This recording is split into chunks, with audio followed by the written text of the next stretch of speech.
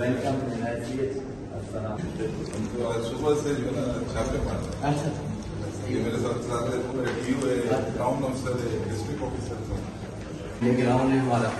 सुबह के टाइम में जब बच्चे ओपीडी वाले आते हैं तेरा अंदर है कि अच्छा मेडिकल और ओवरऑल पूरी हॉस्पिटल सर्वेलेंस से 1 मंथ का बैकअप है।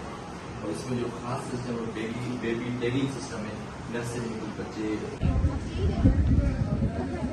सामने एक प्रोजेक्ट है जो कार्डियो दोनों है। ये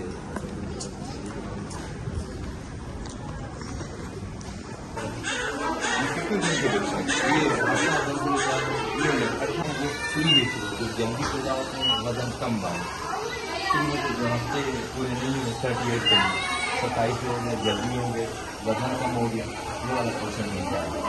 इन जो बिल्कुल क्रिटिकल है हमारे 3-4 दिन का सांस इन चारों को वेट आते हैं ऊपर जैसे अभी चारों से कितने बचते हैं।